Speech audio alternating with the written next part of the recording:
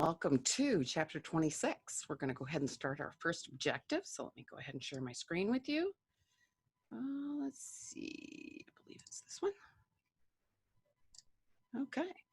So in this particular chapter, we're going to dabble a little bit in finance. And finance is similar to economics. I have a video coming up very shortly, which talks about the differences between them. So we're going to apply the basic tools of finance. Actually, in this objective, we're just going to talk about some of the tools and what finance does. So how people make decisions. One of the big one is we take a look at what's the best way to get the most out of our resources. So we would look at, for example, capital per labor hour. We might look at labor hour per labor hour. We're also interested in budgeting, and we call that capital budgeting. Okay.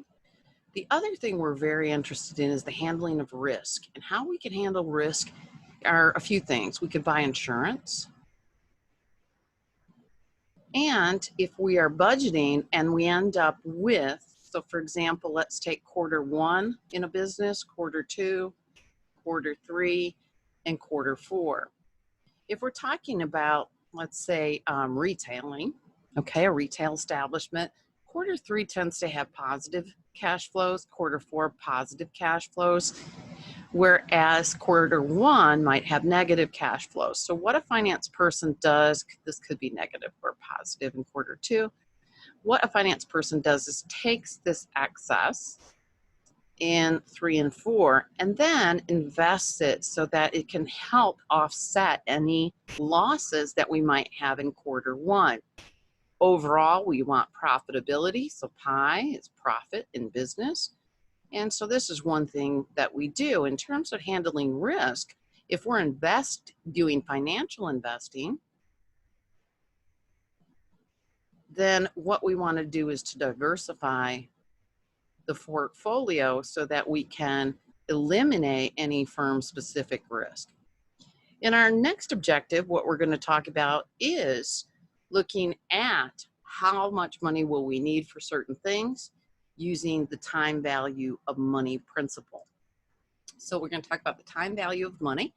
And so I'll see you back in objective 2. Thanks for your time and attention. And here's a short video discussing the difference between finance and economics. Thanks.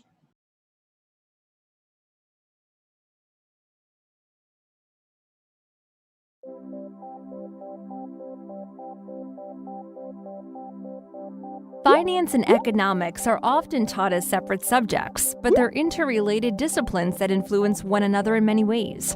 Economics is a social science. It studies the production, consumption, and distribution of goods and services, as well as larger topics such as inflation, recession, and supply and demand.